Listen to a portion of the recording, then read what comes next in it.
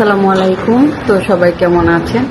আজকে তো কিছু নবাবী সেমাই বানালাম, বিভিন্ন রকম শেপে কিন্তু আমি সেট করেছি নিয়েছি, আর দেখতেও মাশাআল্লাহ অনেক সুন্দর হয়েছে। খেতেও আশা করি ভালো হবে। তো আপনারা তো অনেক অনেক রকম বানান, তো এইভাবে করে একবার ট্রাই করবেন। তো আশা করছি ভালো লাগবে। এটার উপরে কিশমিশ, কিছু বাদাম দিয়ে দিলে আরো দেখতেও ভালো লাগবে, খেতেও ভালো লাগবে। তো কেমন হয়েছে আজকে সেমাইটা অবশ্যই ফুল ভিডিওটা না টেনে দেখে তারপর আমাকে কমেন্ট করবেন। তো খুবই লোভনীয় দেখতে মনে হচ্ছে। এই তো দেখেন কি কিউট। আশা করছি ফুল ভিডিওটা না টেনে দেখবেন। তো চলেন ফুল ভিডিওটা দেখে আসি। তো আজকে নবাবী সেমাই বানাবো। আর নবাবী সেমাই বানানোর জন্য প্রথমে কিন্তু আমি দিয়ে দিলাম ঘি অথবা বাটার, আপনাকে একটু দিতে হবে। আর এখানে আমি এক প্যাকেট দিয়ে দিচ্ছি সেমাই।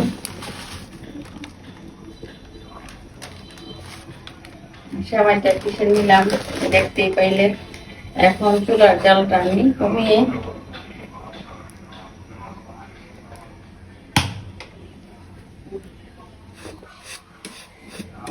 এটাকে আমি ভালোভাবে ভেজে নিব।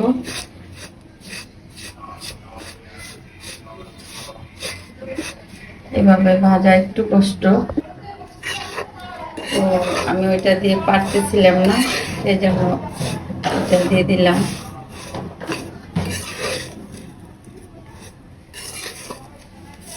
আমি কিন্তু কম আছে ভেজে নিব।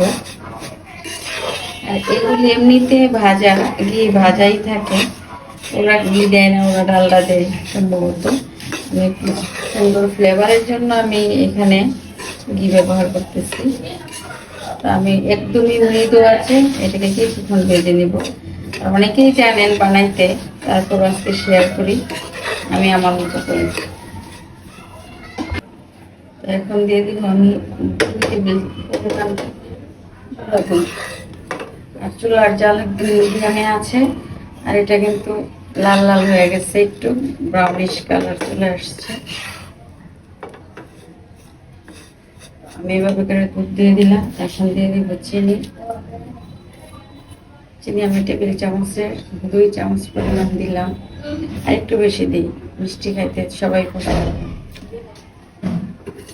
এখন আমি প্যানটাকে একটু করে ধরে তারপর নাড়াচাড়া করতেছি আমার সুবিধার্থে। ভালোভাবে এখন আমি মিশিয়ে নেব। আর এই পর্যায়ে চিনিটা গলে যাবে। একদম ভালোভাবে মিশিয়ে দিলাম। আর সেমাই মুচমুচে হয়ে গেছে। এই পর্যায়ে আমি নামিয়ে নিব। আমি এখানে হাফ কেজি পরিমাণ দুধ নিচ্ছি, হাফ কেজি একটু বেশি দুধ নিচ্ছি। দুধটা আমি ভালো করে একটু জাল করে নেব। বলক করছে, তো এই পর্যায়ে আমি অল্প পরিমাণ চিনি দিয়ে দিব। চিনিটা আপনাদের স্বাদ অনুযায়ী দিবেন। যারা মিষ্টি পছন্দ করে তাদের জন্য চিনিটা একটু বেশি দিতে হবে। দিয়ে আমি ভালো করে এখন জাল করে নেব। দুধ কিন্তু অলরেডি বলক চলে আসছে।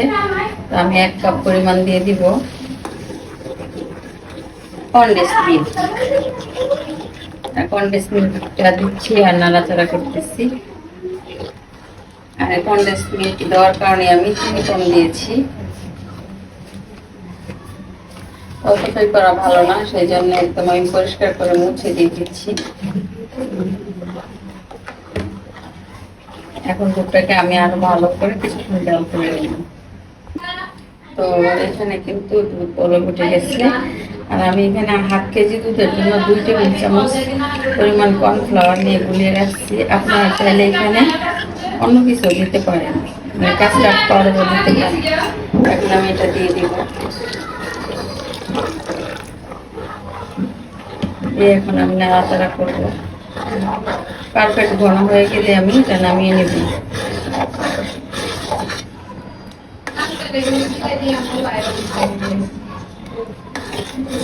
এটা দিয়ে কিন্তু ভালো করে নাড়াচাড়া করতে হবে, যাতে এটা দলা পাকায় না যায় আর কি। তো দেখুন বলক উঠে গেছে, ঘন হয়ে গেছে। তো আরো কিছু বলা হবে।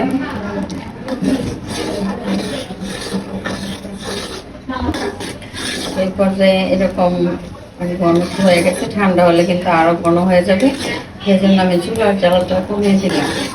আর যখন আপনারা মনে করবেন পাতলা থাকবে, তখন কিন্তু আরো একটু কর্নফ্লাওয়ার মিশাইতে পারেন। তো আমি 2 টেবিল চামচ পরিমাণ দিয়েছি হাফ কেজি দুধে। তো আশা করি পারফেক্ট হয়ে যাবে। তো পরবর্তী সময় ঠান্ডা হয়ে গেলে আবারও আপনাদের সাথে শেয়ার করবো। তো সে পর্যন্ত আমার পাশে থাকেন, আমি কীভাবে এটা সাজাচ্ছি দেখতে থাকেন।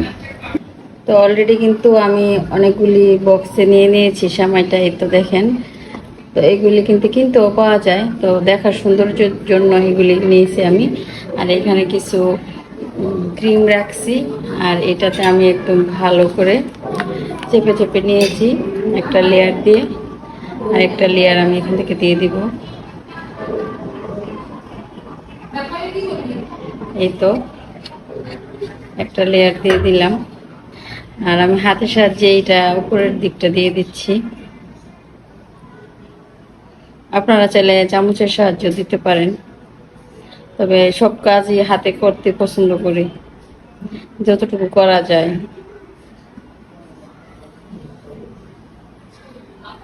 এই তো আমার আরেকটা লেয়ার দেওয়া ডান।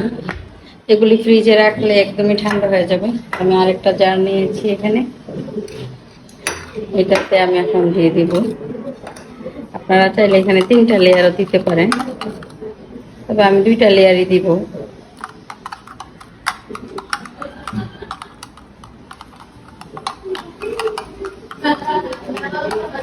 চেষ্টা করবো এটাতে 3টা লেয়ার দেওয়ার জন্য, দেখি হয় কিনা। তো একটা দিয়ে দিলাম। এখন আমি এই তো একটা লেয়ার দিয়ে দিলাম।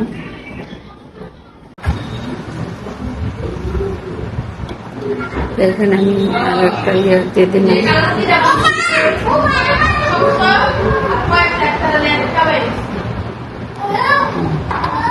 3টা লেয়ার কিন্তু হয়েছে। উপর দিয়ে আমি আর একটু হালকা করে দিয়ে দিব। আপনারা চাইলে 2 লেয়ারও দিতে পারেন।